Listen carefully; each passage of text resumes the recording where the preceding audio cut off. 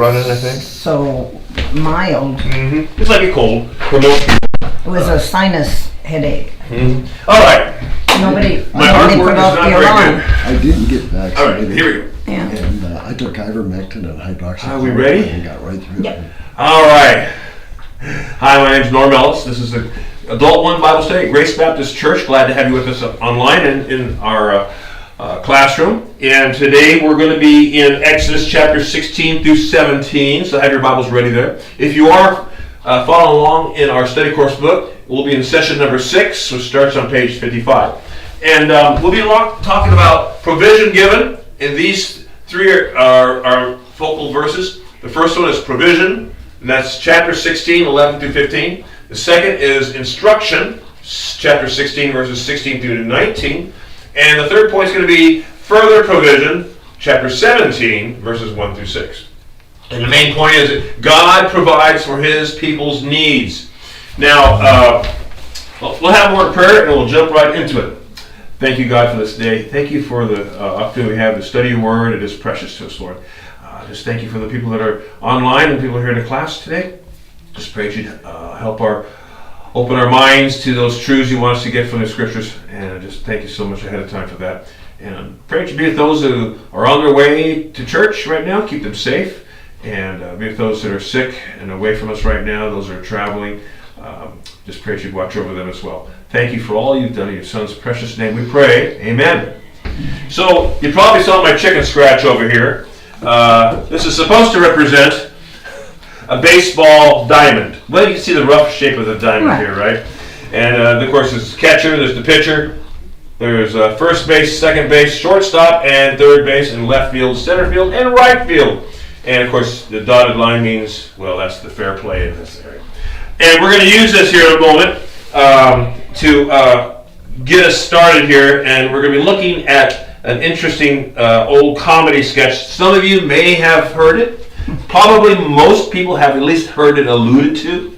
It's known a lot as Who's on First? That's probably you've heard that before, by Abbott and Costello. And they made it famous, and they're actually not the first people to do something like this. There's variations of the Who's on First. They called their sketch baseball. They didn't call it Who's on First, but we all know it by Who's on First. And they did it from, I think, 1938 through to the last time they performed was 1956. And so there is copies on YouTube and such that you can watch it. And matter of fact, I think I got Steve to play a little bit for us. I don't know if we'll go through the whole sketch or not. We have the audio version here. But what? Yeah, 6 minutes long. I don't know if I want to take 6 minutes away from our time here. But let me see, where was I in this? As you listen to some of this, so be thinking about what the name of the people are that plays these positions here. We'll try to fill those names in a little bit here. So just sort of fun, okay? So go ahead and play that audio for us, and we'll see if we can hear it. And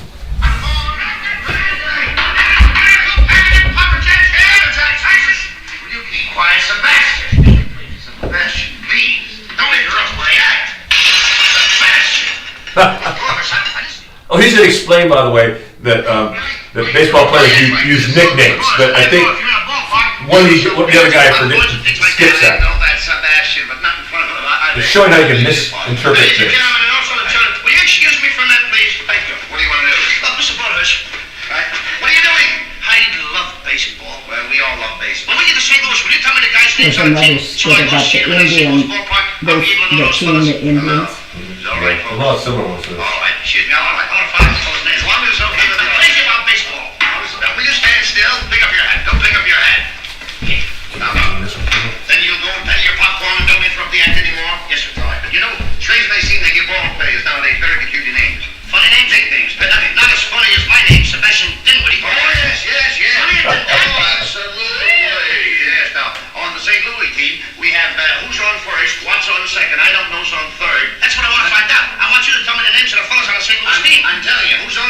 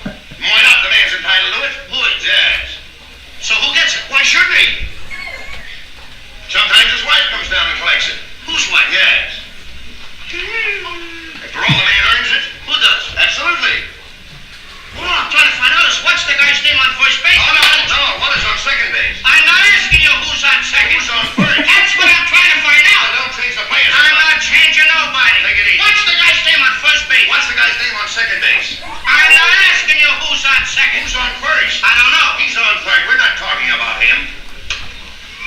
How did I get on third base? You mentioned his name. If I mention a third baseman's name, who did I say is playing third? No, who's playing first? Stay off of first, will you? What do you want me to do? Now, what's the guy's name on third base? What's on second? I'm not asking you who's on second. Who's on first? I don't know. He's on third. There I go, back on third again. Well, I can't change their names. Will you please stay on third base, Mr.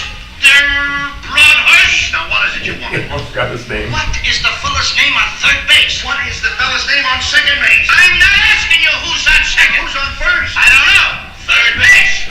Okay. Let's stop it right there. We got most of the characters named here. There's a few we might not have got to yet. But so, were you able to catch out some of the names of these people? Let's point to them here. First base. Who? Who? That's right. So we got who on first base. Who? What about the second base? Did we catch that one? What? Was it? What? What? I think it was. Yeah. What? Okay. And I don't know is on third. Oh, you got that one. I don't know. Now I don't know if we got far enough into it, but did you catch the pitcher's name? I don't think they mentioned it. Tomorrow is the pitcher. How'd you know that? Because it says it right here. Oh, yeah. It all factors in when you get far enough in. How about the catcher's name?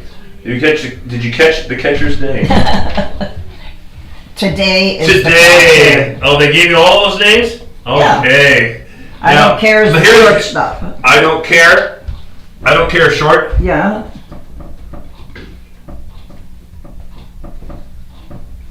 What about left?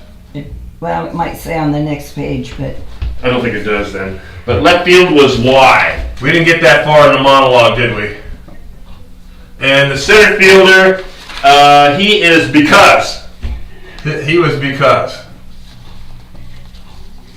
Now here is a good question. What was the name of the right fielder? It's never mentioned. They don't. That's a funny name for a guy, never mentioned. Yeah, never mentioned. he is not referred to in any way, shape, or form. At least that skit, I think. I think I got them all. Anyway, if you turn to handout number 2, I even got it all laid out for you. oh. So if those of you handouts who are yelling at the computer, I know who's on there, I know, that's because you looked at the handouts probably, right? And so it gives you a little idea of these people and what they're on. Well, anyway, who's on first? That's a sketch that actually predates the duo Abbott and Costello, who made it famous, first performing it as we know it around 1938. Some say maybe earlier than that. The gist of it is that baseball players have nicknames that form the answers about their identity. In the sketch, who is on first? What is on second? I don't know is on third. Why is in left field? Because is center field. Tomorrow is the pitcher. Today is the catcher. And I don't care is the shortstop. So it's been called the best comedy sketch of the 20th century. In this week's Bible passage, now finally we're getting connected to the Bible here. God worked in such a way that left no question of who he was and what he could do. So this is talking about some identity confusion in our sketch here, right? There's Abbott and Costello. Well, Abbott was the taller guy. Costello was the bigger guy. He was the guy who was confused. Abbott knew all the players, and Costello was confused because he was using words that meant something else in his mind. He wasn't thinking the same way that Costello was. Anyway, it just goes to show you how we can be confused about who or what people are, right? So,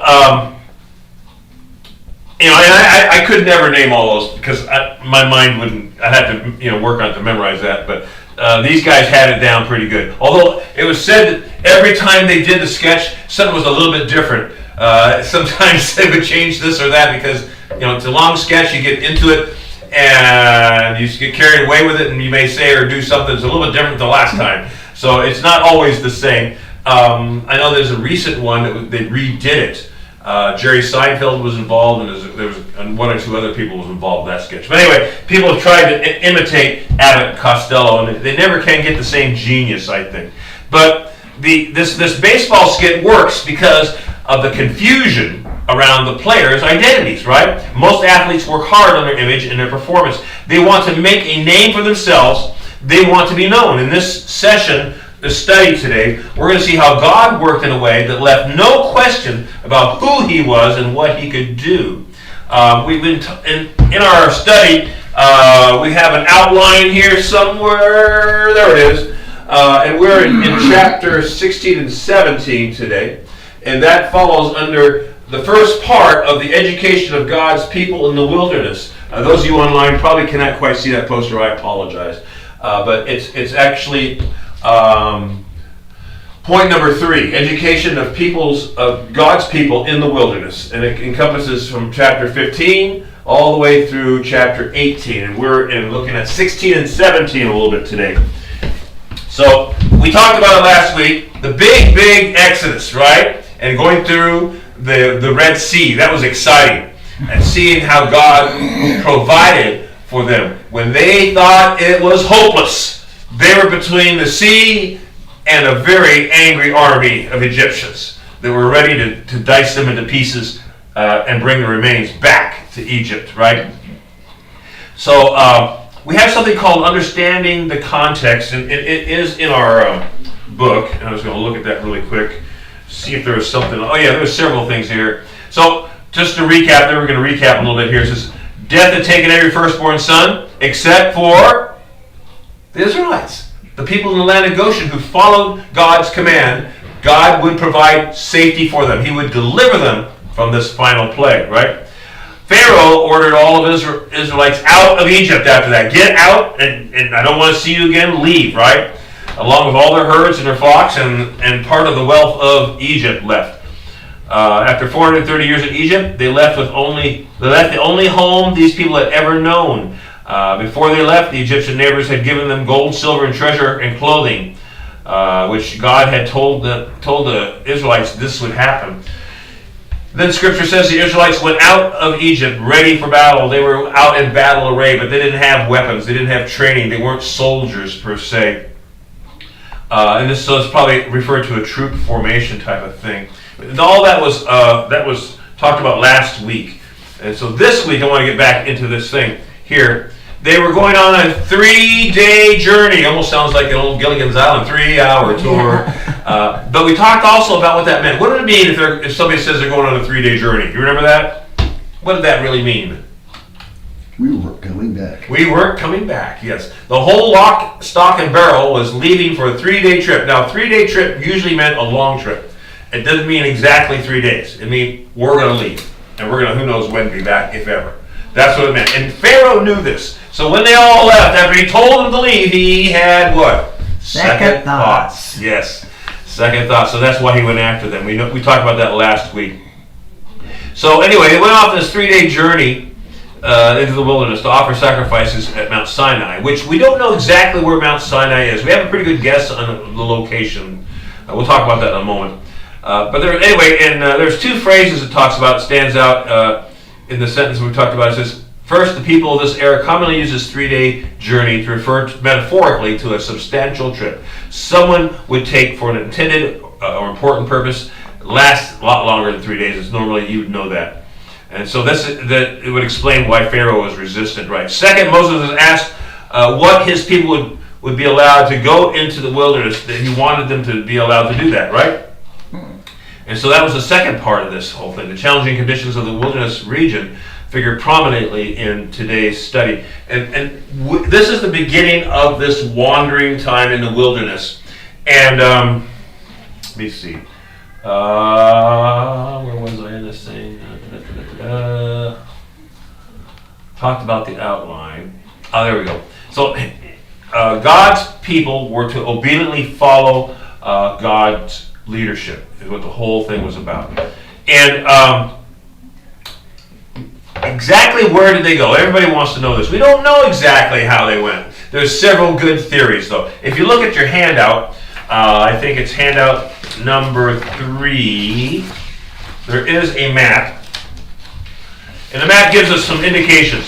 There's a northern route, and if those of you online are looking at the copy that was provided, it was in color. Those of you here in the class, unfortunately, there's no color on your copy. But anyway, the northern route was obviously the upper route, and it's in green on my colored one here. Oh, I forgot. We also have a map over here. You online probably can't see this one. So the northern route would have been this route here. Okay? That's one proposal. The other one is a central route, and that's in purple. And this is one that comes down here to here and goes over to here. Okay? And then there's the southern route, and then there's also an alternate southern route. Southern route starts here and goes here and goes way down here and then goes this way. The alternate one goes out to the Gulf of Aqaba. Where is the Red Sea? The Red Sea, good question. I think it's right there.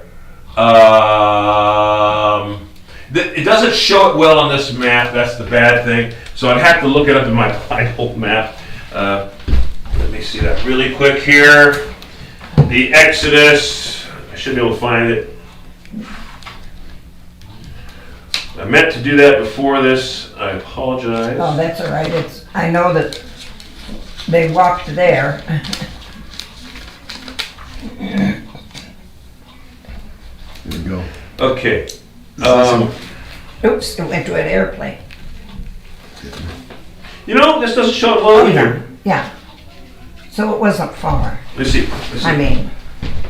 So it would have been, the Red Sea used to be a lot longer than it is today. Yeah. And it comes out of there and goes to there. Okay. So that would be what we call now the Gulf of Suez.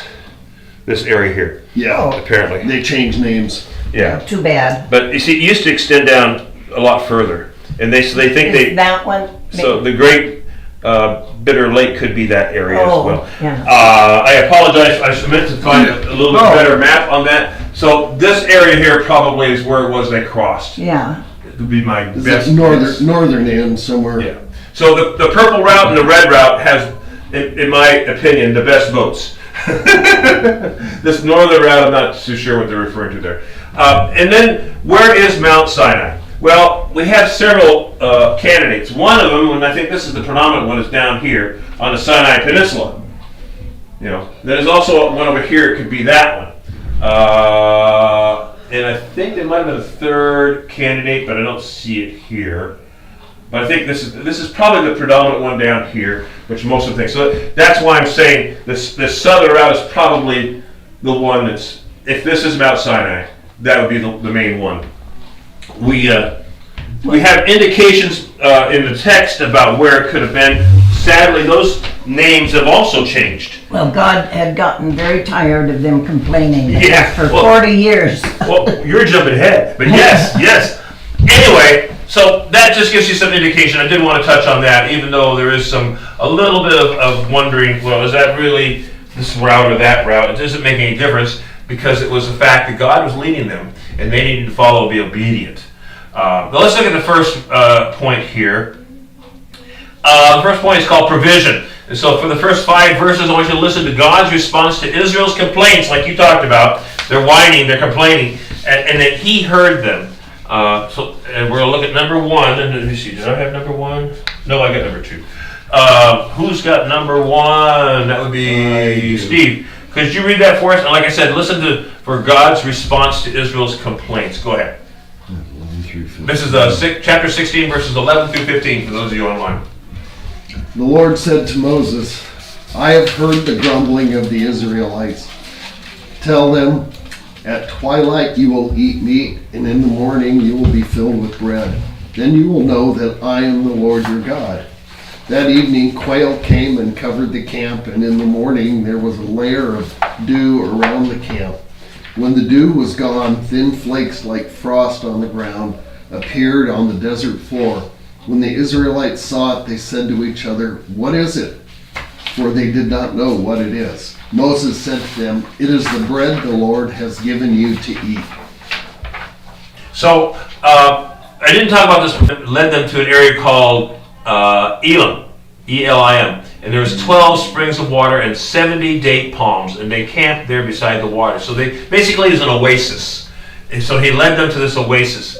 And then in chapter 16, verses 1 through 7, we are told how God provided this manna, this bread. And it was called, and he said basically that, behold, I will rain bread from heaven for you. And so he will take care of them, and he will also, because they were complaining that in Egypt we had these pots of meat, and we ate bread to the full. Well, they forgot they were slaves, and they really didn't have that much. But they were thinking in that way, right? And now they're complaining, like you mentioned, Sharon. We're going to die in this desert. But the Lord said, hey, let them know. I'm going to take care of you. I'm going to rain bread from heaven. And then he also promised them meat as well.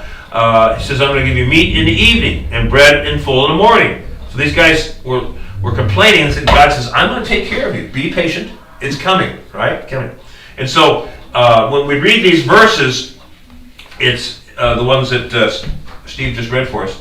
God had listened, right? And God had provided for them. He said, I will take care of you, and he prepares to do so. I heard the grumblings. It says, at twilight, you're going to eat some meat. In the morning, you'll be filled with bread. And so it came about, like I said, in the evening, that the quail had come up and covered the camp. Can you imagine that? Can you imagine that? So many birds. Now, where I live, we go past these big fields, and a lot of times there are so many geese, Canadian geese. Yeah. I mean, and I can imagine times probably 10 or 100, whatever it would be, that would be the situation, because there's millions of these people in the desert. So they had to be fed. So God arranged to have these quail all camp right where they were, and they basically had to just take them and wring their necks and pluck them and cook them and eat them. So did God provide for them? Yeah, right? He sure did. And then it talks about when the manna that he also told them was coming, right? Now, in other places it refers to manna also as a hoarfrost. And I looked this up. What is hoarfrost? Hoarfrost is like a light, flaky frost that sometimes will form if atmospheric conditions are right. So they didn't know what this was. And they saw it and said, what? And so the name manna is kind of a takeoff of that what or what is it. And that's where that came from initially, because they couldn't identify it. But God said, you can eat this. They took it and they formed the wafers and they could give it. Now the thing about the manna was, and they've been warned about this, how much were they supposed to do to collect? They were told. Only enough for that day. Only enough for that day. If they tried to hoard it some, what happened? You got worms. It got spoiled. Yeah, you couldn't eat it. It would be there. So what was this teaching them? Every day, collect a certain amount, and it satisfied you. What did it teach the Israelites, do you think? God provides enough for today. I mean, Yeah. He satisfies, but they'd never learned it. Yes, they were in the process of relearning things that they probably had forgotten long ago. Remember, they were 430 years in Egypt, right? And they had some knowledge of God before that, but now they've been living 430 years in a very pagan society, in a foreign land, and now they had to relearn a lot of things. One of them was providing. God would provide for you. Abraham knew this, and the patriarchs after him. But after they moved to Egypt and were there for a while and became slaves, they'd forgotten those things. So they are being re-taught by God that God will provide for you. You can count on it, they did. I think, I mean, of course, you can't put yourself in their place, but Right. you would think once their oldest was spared, and they knew the Egyptians' oldest wasn't spared, and after God brought them through the Red Sea, you would think it would take more than 4 or 5 weeks to begin to murmur and say, God's brought us here. Remember, these people had a different life. They didn't know what it meant to be obedient to God anymore, right? And actually, when they first came to the Promised Land, only 2 of the spies says we can do it. The rest of them said no, and so they rejected what God provided. And because of that, they had to wander the wilderness again for 40 years until that generation had died off. And the new generation came up that was willing to obey God. That's right. So It it wouldn't teaches have us. been 40 years if they had Right. listened for, yeah. An interesting thing here is later on in verse 16, chapter 16, it talks about, this is, and this is not one we're going to be reading necessarily, this is the house of Israel named this substance manna, and it was like coriander seed. This is verse 31 that I'm reading in chapter 16. It was like coriander seed, which I'm not sure what that is, white, and its taste was like wafers with honey.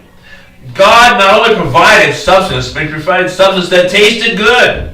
When God provides something, what does He provide? Good stuff. Good stuff.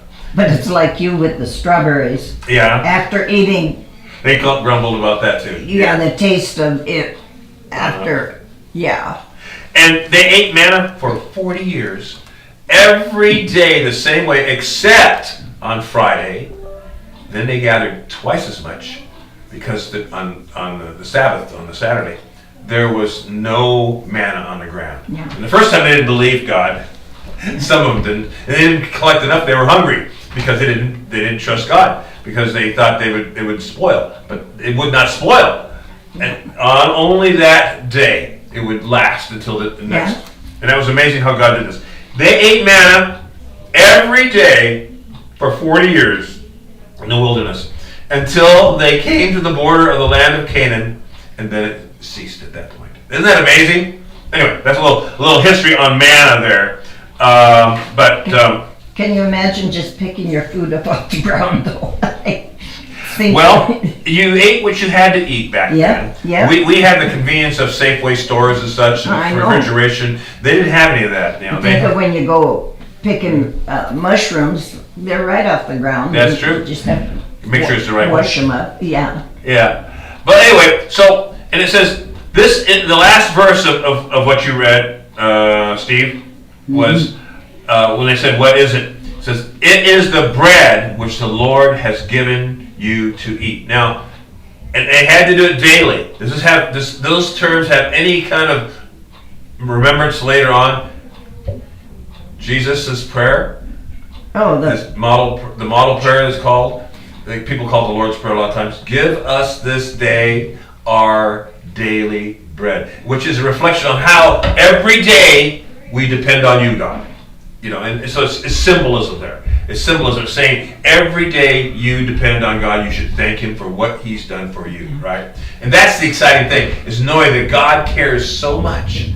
Every day He provides for us. He takes care of us, right? So let's go on here. Where was I in this thing? I probably missed some verses here because I got carried away. Let me look at my notes here a little bit.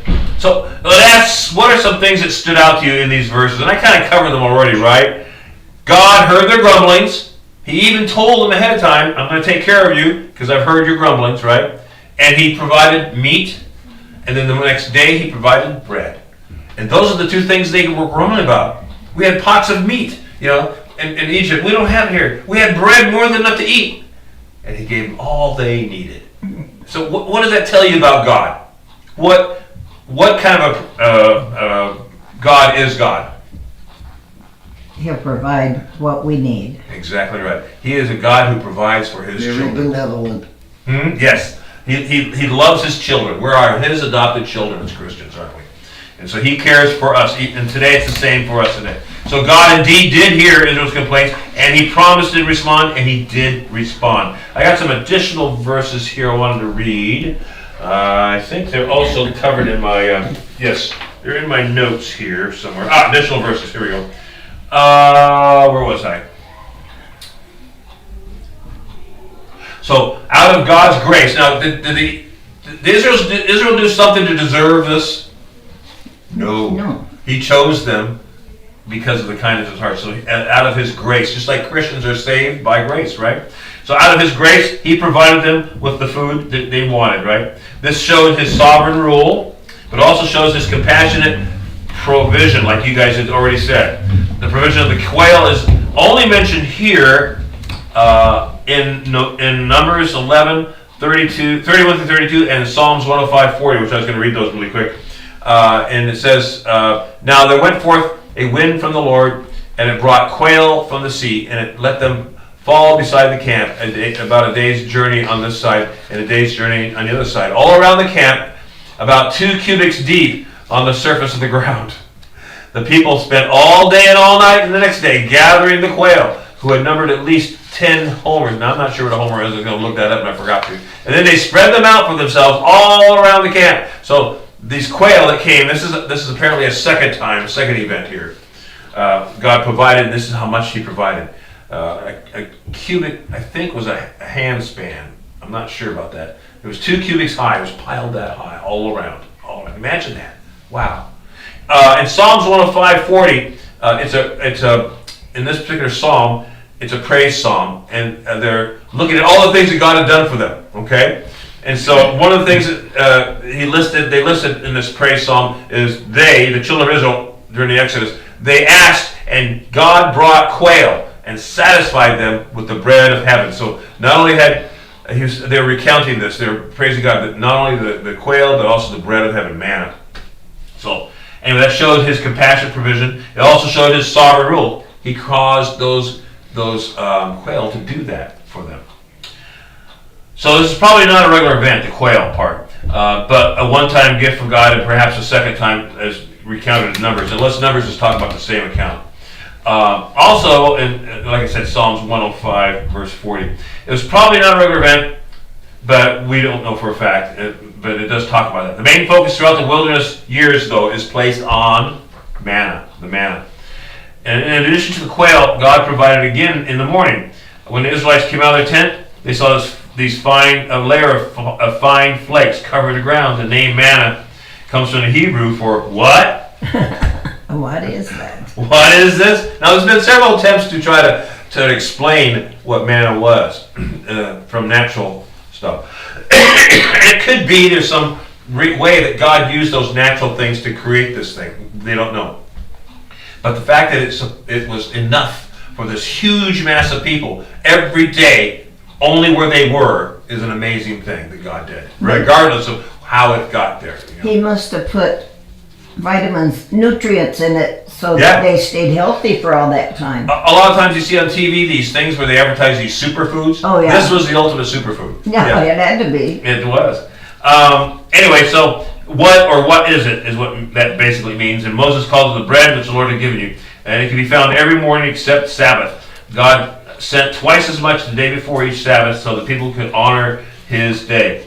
The fact that it became miraculously 6 mornings a week for 40 years should have taught Israel to look humbly to the Lord to meet their needs during all times, right? And I know that we think, oh, if I had seen that and experienced it, I certainly would. But God does provide for us this in other ways all the time, and we kind of fall in the same kind of trap of being complacent, don't we? After 40 years, I think I might complain too, but you just gotta think that. Anyway, in Deuteronomy 8:2-3, it says, "You shall remember all the way which the Lord your God has led you in the wilderness these 40 years, and that he did these things that he might humble you, testing you to know what was in your heart, whether you would keep his commandments or not. He humbled you and let you be hungry and fed you with manna which you did not know, nor your fathers know, that he might make you understand that man does not live by bread alone, but man lives by everything that proceeds out of the mouth of the Lord." Does that verse also sound familiar? Do you remember when Christ was in the wilderness being tempted by Satan? Yeah. Interesting. He was in the wilderness also. Anyway, and he said that, hey, if you just bow down and worship me, and it says, no. We do not do that. We only worship God alone, and that he said about you make these stones turn to bread, just worship me. He says, no, I won't do that. And he quotes this verse, which is interesting as well. Anyway, onward and upward here. So, the question, when have you found yourself in a wilderness of uncertainty and anxiety? Have you ever found yourself in that kind of situation in your life? I know I have. All of us have, right? Yeah. So, how did that experience affect you? it usually affects us profoundly, doesn't it? It can change our course of our life sometimes when we're in those situations. But we also, as Christians, should realize we should depend on His provision during those times.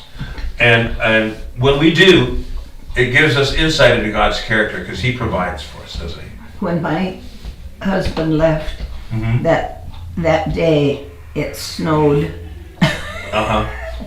and our house was to be lifted up so they could put a firm foundation under it. Yeah. We had a moat around it. Oh, yeah. What? I have 3 kids. Yeah. It's a situation where God, God will provide then. even though I couldn't pray about it, I couldn't even think, but God took care of He it. was still taking care of you. And sometimes He does that looking down, the fact that looking down that you're going to be a Christian at some point in your life. And He's taking care of you before that time even. Because He knows those things, doesn't He? I think my whole life, We see that a lot of times in our lives. I think, yes, He. Let's look at the next one here. The next point is instruction. Instruction. So we talked about provision, how God provided. Even though they didn't deserve it, even though they grumbled and complained, He provided for them, right? So the second one is instruction. On these verses here, I want you to listen for God's command and how it fits each person's need. So I'm going to read those verses for us. It says, "This is what the Lord has commanded. Gather of it." What are we talking about? Manna. Manna, right? "Every man as much as he should eat. You shall take an omer apiece, according to the number of persons each of you has in his tent." The sons of Israel did so. And some gathered much, and some little.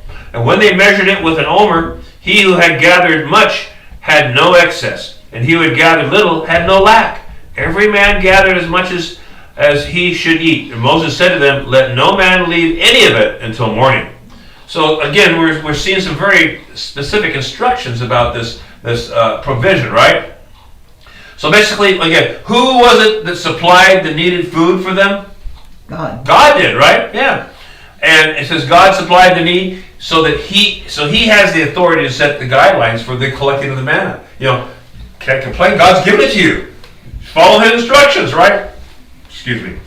So it goes on and says, why do you think, though, that God put limits on the amount the Israelites could collect each day? Why do you think He did that? Human tendency is to be greedy. Oh, no, not the Israelites.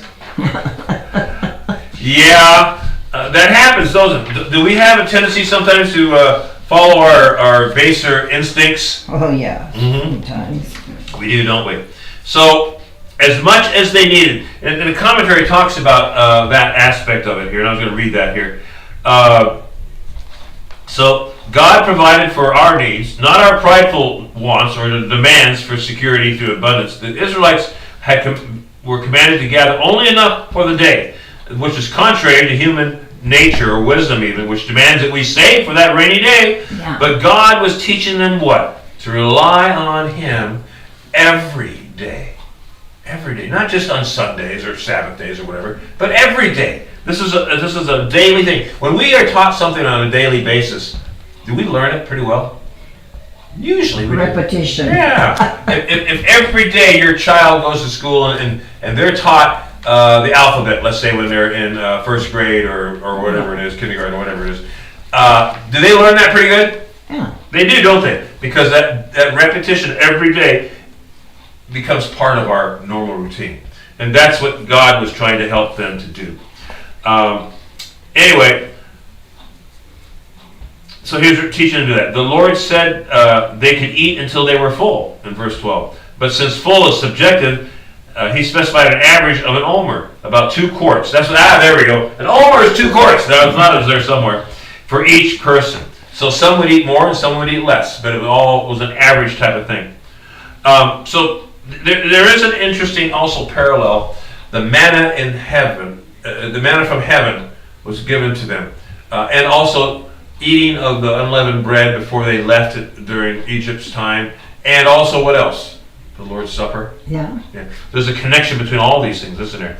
And so it says some scholars also see similarities between manna and the Passover sacrifice, which was to be eaten on the night it was killed, the lamb, right? Anything left over until morning was to be burned, it said in Exodus 12:10.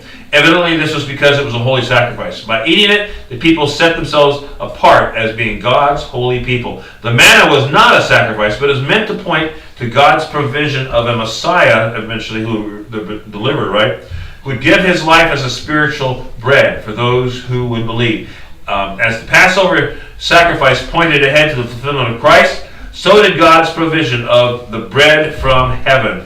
And when we look at John chapter 6, I think it is, it talks about that, which, see if I can find that one really quick here. This is number 2. See if I can find John chapter 6. There we go. And Jesus said to them, truly, truly, I say to you, it is not Moses who has given you the bread out of heaven, but it is my Father who gives you the true bread out of heaven. For the bread of God is that which comes down out of heaven and gives life to the world. And what that bread of heaven was? Jesus. So they were to depend on that bread every day. We are to depend on Jesus every day. And that's a really good thing to remember for Christians, isn't it? Mm-hmm. Anyway, let's see. Was I going to say anything else about that particular verse? I think that was it. A little bit on the don't keep it over to the next day. You know, again, God gave them this so he can make the rules, right? It says the Israelites were to gather only enough each person to consume with gratitude that day. Hoarding is generally recognized as a behavioral disorder, right? But it says, but it can also be a spiritual disorder as well. That demonstrates a failure to trust God. Jesus reminded his followers that God cares for the birds, and people are worth much more than these. And that's in Luke 12:24. So God would make sure they had what they needed. And that was the key there. Had what they needed. Let's see. Where are we? We talked about that. Again, this shows that the need to trust God on a daily basis. And I repeated that for a reason, because it's important for us to do that, right? So does obedience to God's instructions, does it display our trust in him as well? Sure it does, doesn't it? Yeah. Let's look at our next point, our last point, which we're right on track to finish on time today. Great. We talked about provision, talked about instruction. How about further provision? Let's look at some further provision here that's going to happen here. So on this one here, we're going to look at in chapter 17, verses 1 through 6. These are our final 6 verses. I want you to notice the word testing. The word testing. And what comes to mind when we hear that? Okay, think about that. So number 3, I think that's yours. Could you read that for us? Mm-hmm. Then all the congregation of the sons of Israel journeyed by stages from the wilderness of Sin, according to the command of the Lord, and camped at Rephidim. That's good enough for me. And there was no water for the people to drink. Therefore the people quarreled with Moses and said, "Give us water that we may drink." And Moses said to them, "Why do you quarrel with me? Why do you test the Lord?" But the people thirsted there for water, and they grumbled against Moses and said, "Why now have you brought us up from Egypt to kill us and our children and our livestock with thirst?" So Moses cried out to the Lord, saying, "What shall I do to these people? A little more and they will stone me." Then the Lord said to Moses, "Pass before the people and take them with you some of the elders of Israel, and take in your hand your staff with which you struck the Nile, and go. Behold, I will stand before you there on the rock of Horeb, and you shall strike the rock, and water will come out of it, that the people may drink." And Moses did so in the sight of the elders of Israel. So he used his staff. It was the same staff he hit the Nile during the times of the plagues, right, in Egypt? And what happened when he struck the Nile? It turned to blood. Right? The Nile? Oh, Nile. The Nile. Yes. The Nile. We're talking about before that. Yeah, before the, yeah. And so they know this. They saw this, right? So that same staff he's taking, and they're grumbling about the water now. They want the water. And they're in the wilderness of Sin. Where is the wilderness of Sin? This is a wilderness area. It doesn't mean everybody went there, who lived there, sinned. It's just the name of the place. Yeah. But that's why the southern route is probably the right route, because on the way to another place where it could be Mount Sinai is, we know this area. We know it's called the Wilderness of Sin, right here. There's several wildernesses. There's the wilderness of Paran, there's the wilderness of Shur, there's the wilderness of Zin over here. So this whole area, when you say wilderness, don't be confused. It doesn't mean like we have wildernesses in the Northwest. It's not tall fir trees and all this stuff. It was an arid land. The Sinai Peninsula was pretty much a desert area with certain oases in certain places, of course. But they were in a desert area. And so when you're in a desert area, you get thirsty. So they were thirsty. So they're in the area of the Wilderness of Sin, and they are in a place called, near a place called Horeb. Now, I don't think Horeb is on our map here, and we probably don't know exactly where that is. They knew where it was because they knew in those days where those things were. But we don't have that exact location. But he was in that area, and so he goes in front of all the elders with his staff in his hand, and he strikes the rock where God told him to do it. Interesting enough, later on, he's supposed to speak to the rock, and he struck it instead because he was angry. And that was a real problem because that caused him not to go to the promised land. But that's a further thing. Anyway, so he strikes it, and what happens? They got water. Water. And they drank. They drank. They were satisfied. Again, it's showing God's provision. He's provided them with meat, with bread, and with water when they needed it, and they were satisfied. That's the other thing. There's also an interesting parallel in the New Testament where it talks about water. Remember when Jesus was at this well, and this lady came to the well, and he says, "Could you maybe, because the well is pretty deep, could you give me some water, because I am thirsty, And this lady, of course, she was the only lady there during the heat of the day. I told you something about the lady. She was an outcast, and so she basically said, "How am I supposed to do that? Me being a woman and stuff like this." And so he goes into a dissertation about water. It says, "Those who drink from this water will thirst again, but I have water for you that's living water." Yeah. Living water. So again, it's alluding to how they kept them alive. God kept them alive in the desert, and how He kept them from dying of thirst. In the same way, spiritually, we are kept alive, with living water because we have been saved by God. And so again, it's one of these little symbolic things we're seeing over and over and over throughout the New Testament, alluding back to this time. It's a very important time. A very important time. So the wilderness of sin, and then there's a little place called Rephidim, and I think I saw that on the map. They think they know where that is. Yeah, there it is. It's really close to the tip area right here. Yeah. So that's why we think that probably this is the real Mount Sinai. It probably is not this other one there. They thought that it could be that one as well. Plus, it's at the tip of the Sinai Peninsula. So a lot of things are working for that being the traditional one. So that's where they're located right now. And again, they were grumbling. "Why did you bring us out of Egypt just to die in the wilderness of thirst?" And so it's so repetitious that you'd think by now they saw all that they did in Egypt against the Egyptians, right? How they delivered them out of the Egyptians' bondage, how they saved them across the Red Sea, how they gave them meat from heaven, how they gave them the bread from heaven, and they're still grumbling. It's just amazing to me how they have not learned that lesson. But something even more was happening here. They were going to do something to Moses, it says. Moses is afraid. Moses was fearing for his life. It says in verse 4, Moses cried out to the Lord, saying, "What shall I do to these people? A little more of this, and they're going to stone me. They're going to kill me." So he was worried. And then the Lord said to Moses, "You need to do something dramatic. This is what you're going to do. You're going to take your staff, you're going to pass before the elders, before the assembled group, and you're going to do this in front of them so everyone sees and knows that this is my providing to you." Yeah. Kind of a dramatic thing, I'd say. I would say. So, and this was an interesting thing here too. That there's a word. Was it in this particular one? Oh yeah, the word testing. Testing. What verse was that in?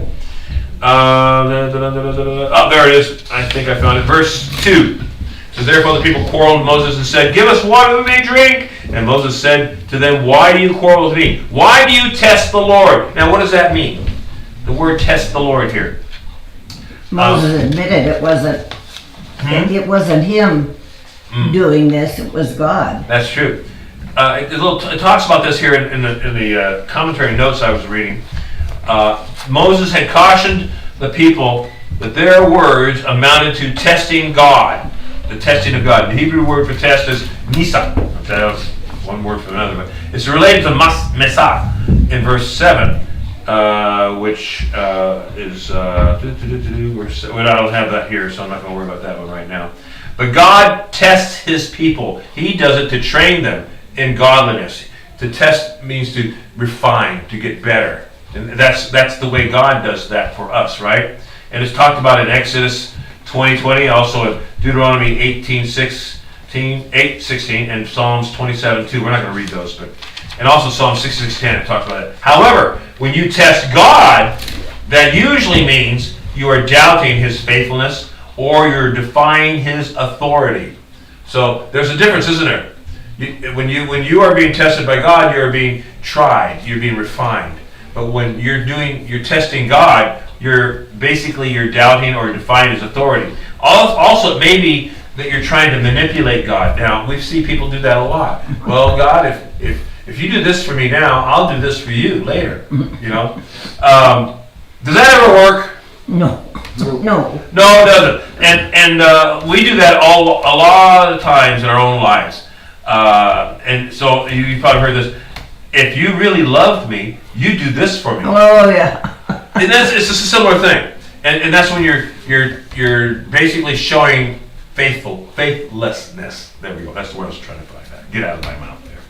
So that's what the people were doing. They were doing that. They were defying God, essentially. So there's a lot of emotions going here. The people are upset. Moses is afraid, and God is kind of losing His patience here. But if I was Moses, I'd be concerned too. With that many people grumbling at me, and they were being that way. So, but He strikes the rock, and God provides the water that He needs. That's the thing to remember there. So, despite the people's complaints and Moses' fear, what did God do? He went to great lengths to show His care and His provision for you. Doesn't He do that for us as well? He does that for us as well. Sending Christ to die for our sins is the ultimate in that provision, and that's what He did. Let's close it up here. You okay, Steve? No, I'm just tired. Three main points here. First one: God is able to provide for any need we have. So sometimes we're asking too much too. That's the thing to remember. Anyway, second point: Christians, believers, demonstrate faith when they trust God to provide each day, daily, like their daily bread. You know, that symbol of the daily trust in God. And the last point, number 3, is God will go to great lengths to show His care and provision for His people. How He cares for us sometimes is astounding to me. You know, first of all, sending His own Son to die for us, of course. But I see that on a regular basis in various things, and it just is an amazing thing to see. So there's another handout. I'm not going to go through it right now, but handout number 4, which is actually item 13, which is God in the wilderness, and it talks more about this, and it's just for you to look at later, how He provided for them and why.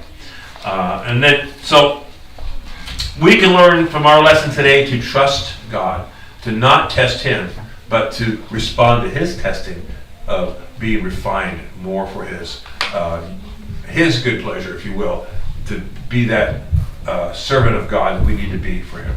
Any comments or questions about our lesson? A lot of neat things there. A lot of stuff we see in the New Testament is based right in this time frame of the Exodus. And so that's why it's an exciting thing to study, I think. Let's have a word of prayer. We'll be dismissed. Dear Heavenly Father, I just thank You for the opportunity we have to share these things and to learn from these things and how You daily took care of the people. Yes, they grumbled, but You listened to their grumblings. You listen to us as well sometimes when we grumble, and we grumble too much sometimes. But You listen to us and You care for us as well. And sometimes the manna is right in front of us and we don't realize it. And I just thank how You provide for us on a daily basis, Lord. And we need to be grateful on that same kind of way. Lord, I just pray that you help us to look for opportunities to share with others, to be your hands and feet in meeting the needs of others as well. I just pray that you give us strength during those times when emotions can really adversely affect us, emotions where we're afraid of things or we're depressed about things in life, and to realize how you do still care for us during those times. And that can uplift us and that can strengthen us. Thank you for all you've done. Just pray to be with our pastor who's going to bring the message in the next hour. And in your name we pray. Amen. All right. Well, that was great study, I thought. I enjoyed that. Hope you did as well. Thank you online for being there too. And remember, this is Grace Baptist Church, the Adult One Bible Study. My name is Norm Ellis. Please stand by the next hour. Pastor Matthew will be preaching from, I think, one of the Psalms again. So it should be an exciting thing as well. And God bless you all.